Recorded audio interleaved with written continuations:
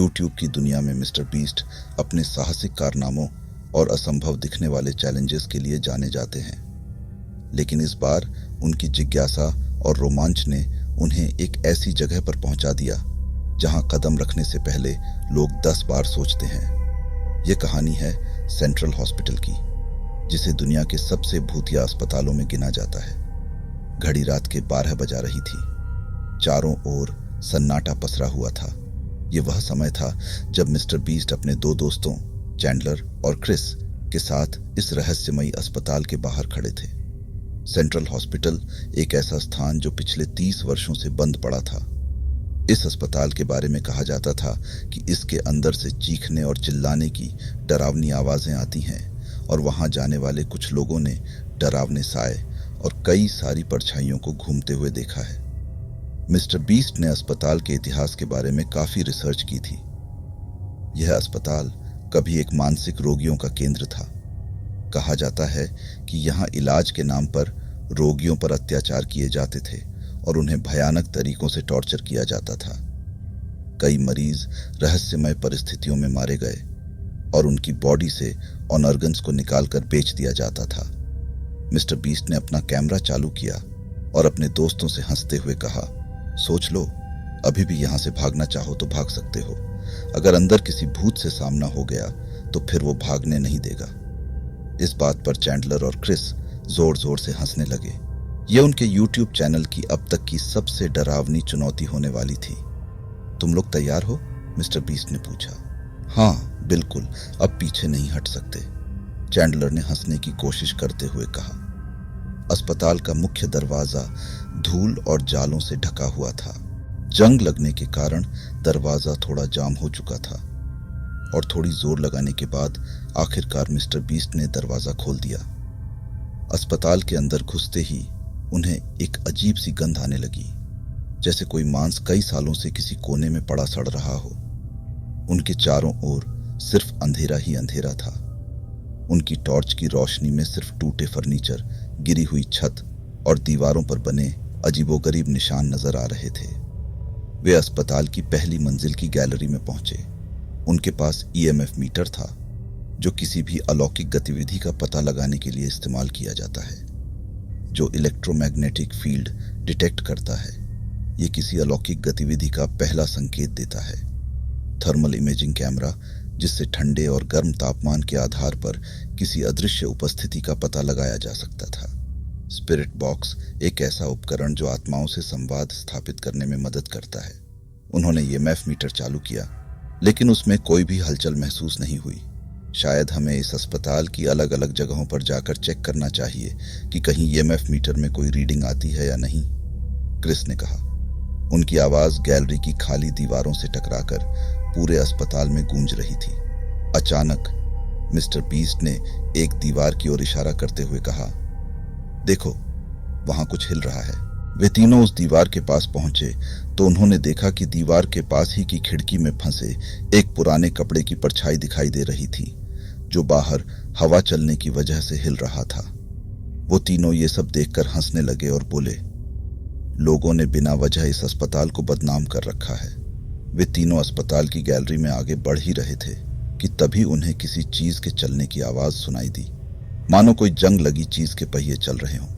वे तीनों थोड़े डर गए, लेकिन फिर भी उस आवाज की ओर बढ़ने लगे।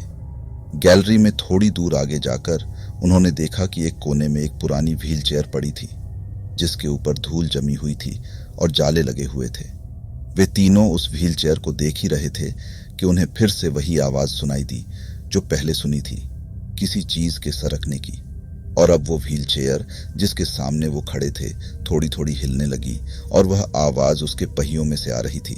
चैंडलर ने कहा, इसके पास जो खिड़की है उसका शीशा टूटा हुआ है, देखो उसमें से हवा आ रही है और शायद इसी वजह से ये व्हील चेयर हिल रही है। इस पर मिस्टर बीस्ट ने हंसते हुए कहा, वो तो हमें भी पता है कि यहाँ कौन सा इस पर कोई भूत बैठा होगा जो हमें डराने के लिए ये सब कर रहा होगा। उनकी हंसी गैलरी की गूंजती हुई दीवारों में अजीब सी खामोशी और डरावनेपन को तोड़ने की कोशिश कर रही थी, लेकिन माहौल अब भी असामान्य था। मिस्टर बीस्ट ने ईएमएफ मीटर को उस तरफ घुमाया, लेकिन मीटर ने कोई हलचल नहीं दिखाई। लेकिन कुछ देर बाद जब व्हील चेयर दोबारा से हिली तो ईएमएफ मीटर में एक बार के लिए सभी लाइट्स ऑन हो गईं और कुछ ही सेकंड में वापस से बुझ गईं। वो तीनों थोड़ा सा डर गए, लेकिन मिस्टर बीस्ट ने कहा, यह सब कुछ सामान्य है। हमारे पास जो मोबाइल फोन है उनकी वजह से भी शायद ईएमएफ मीटर में उनकी लाइट्स जल सकती हैं। अगर यहाँ कोई भूत वूत होता तो ईएमएफ मीटर्स की लाइट्स सिर्फ कुछ सेकंड के लिए ही क्यों जलती। लेकिन उसकी आवाज में आत्मविश्वास की कमी साफ झलक रही थी। उसने कहा, चलो अब दूसरी मंजिल पर चलते हैं। मैंने सुना है कि वहां पर मरीजों को बुरी तरह से टॉर्चर किया जाता था और क्या पता भूत वहीं पर छुपा बैठा हो। वे दूसरी मंजिल की ओर बढ़े। सीढ़ियां खंडहर हो चुकी थीं और हर कदम के साथ वह चरमरा रही थी। जैसे ही वे ऊपर पहुंचे, एक भारी चीज गिरने की आवाज सुनाई दी। आवाज इतनी तेज थी कि उन्होंने तुरंत अपने कदम रोक लिए। क्या वह किसी इंसान की आवाज थी? चैंडलर ने डरते हुए पूछा। हो सकता है यहां रात में कोई इंसान आता हो चोरी या लूटपाट के लिए। हमें थोड़ा सावधान रहना चाहिए। वो तीनों हिम्मत करके धीरे धीरे उस कमरे की ओर बढ़ने लगे जहां से आवाज आई थी। दरवाजा आधा खुला हुआ था। कमरे के अंदर झांकते ही उन्होंने देखा कि एक पुराना फटा हुआ कंबल नीचे जमीन पर गिरा हुआ था, जिसके नीचे कुछ हिल रहा था। मिस्टर बीस्ट ने अपनी टॉर्च उस कंबल की तरफ घुमाई। ये क्या है? क्रिस ने पूछा।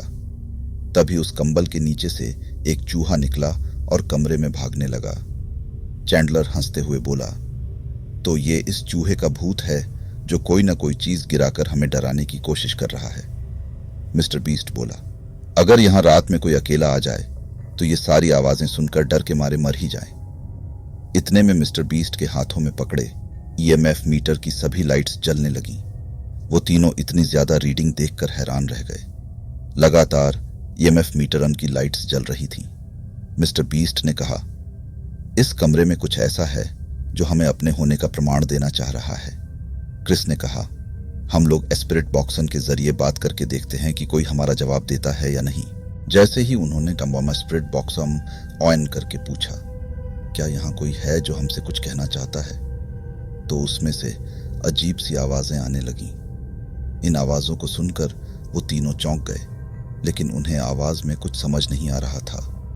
तभी मिस्टर बीस्ट ने एक शब्द को उस आवाज में से पहचान लिया जो था चर्च। मिस्टर बीस्ट ने कहा, शायद कोई हमें इस अस्पताल में बने एक चर्च में जाने के लिए बोल रहा है। हमें एक बार वहां जाकर देखना चाहिए। वो तीनों वापस से नीचे वाली मंजिल की तरफ जाने लगे और उन्होंने गैलरी के एक तरफ एक छोटे से हॉल में चर्च को ढूंढ लिया। वो जैसे ही चर्च के अंदर पहुंचे, उन्होंने देखा कि वहां भी हर तरफ टूटी फूटी दवाइयां और मशीनें पड़ी थीं। दीवारों पर लाल रंग के अजीब निशान बने हुए थे। ये खून है, चैंडलर ने बुदबुदाया। लेकिन ये खून इस चर्च की दीवारों पर कैसे आ गया? तभी क्रिस बोला, मैंने कहीं से सुना था कि इस चर्च में एक बार कुछ डॉक्टरों को पागल मरीजों ने बेरहमी से ऑपरेशन के वक्त इस्तेमाल होने वाले तीखे कट्टर के साथ काट काट कर मार डाला था। ये शायद उन्हीं के खून के निशान हो सकते हैं। मिस्टर बीस्ट बोला, इतने साल गुजरने के बाद भी ये खून के निशान ताजा लग रहे हैं, जैसे मानो कुछ घंटों पहले ही यहां पर लगे हों। वो तीनों थोड़ा डर गए, लेकिन फिर चैंडलर बोला, हमें एक बार यहां भी अच्छे से देखना चाहिए कि क्या कुछ है यहां पर, या फिर जो स्पिरिट बॉक्स में हमने सुना वो सिर्फ हमारा वहम था। क्योंकि ऐसा भी हो सकता है कि हमारे स्पिरिट बॉक्स में कोई टेक्निकल इशू हो और वो आवाज उसी की वजह से आ रही हो। जैसे ही उन्होंने स्पिरिट बॉक्स दोबारा से ऑन किया और पूछा, क्या यहाँ कोई है, तो इसमें से अब की बार किसी औरत के हंसने की आवाज आने लगी, जो कि बेहद ही डरावने अंदाज में हंस रही थी। मिस्टर बीस्ट ने जैसे ही अपना मोबाइल उस आवाज को रिकॉर्ड करने के लिए निकाला, तो उसने देखा कि उसके मोबाइल की बैटरी लो हो चुकी है और उसका मोबाइल बंद हो गया। तभी उसके दोनों दोस्तों ने भी अपने अपने मोबाइल निकाले, लेकिन वे सभी यह देखकर हैरान हो गए कि उन दोनों के मोबाइल भी बंद हो चुके थे। मिस्टर बीस्ट ने कहा, यह कैसे हो सकता है कि सबके मोबाइल एक साथ ही बंद हो गए? तभी उन तीनों को उस हॉल के बाहर से गैलरी में से किसी के हंसने की आवाज आने लगी। मिस्टर बीस्ट ने कहा, जल्दी से अपना सब सामान उठाओ और यहां से बाहर निकलो, मुझे कुछ ठीक नहीं लग रहा यहाँ पे। अचानक ईएमएफ मीटर की सभी लाइट्स जल उठी। स्पिरिट बॉक्स से अस्पष्ट आवाजें आने लगीं। वो तीनों उस चर्च के हॉल में से अस्पताल की गैलरी की तरफ भागने लगे।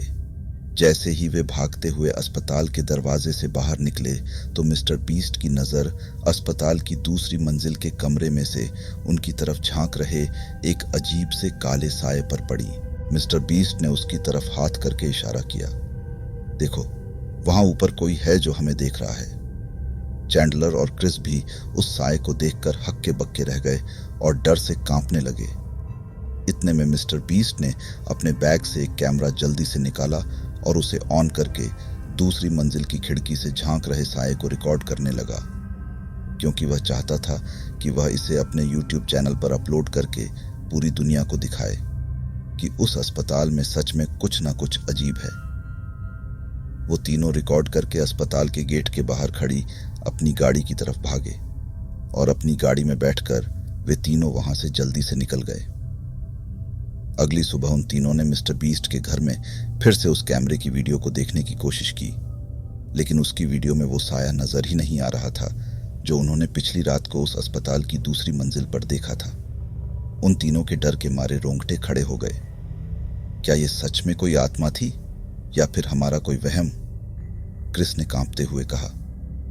मिस्टर बीस्ट ने पिछली रात उस साए को रिकॉर्ड करने की कोशिश की थी, लेकिन अब उस वीडियो में कुछ भी नजर नहीं आ रहा था। उन तीनों दोस्तों ने सोचा कि वो फिर से कभी ऐसी जगह पर जाने की कोशिश नहीं करेंगे। तो ये थी मिस्टर बीस्ट और उसके दोस्तों की भूतिया कहानी। अगर आपको ये कहानी अच्छी लगी हो तो इस वीडियो को लाइक और शेयर जरूर कर दें और साथ में नीचे कमेंट करके बताएं कि आप अगली वीडियो किस रहस्यमयी जगह के बारे में देखना चाहते हैं। ऐसी और भी भूतिया और रहस्यमयी जगहों के बारे में वीडियो देखने के लिए मेरे इस चैनल टीचिंग थ्रेड्स को सब्सक्राइब कर लें। मिलते हैं आपको अगली वीडियो में, तब तक के लिए बाय बाय।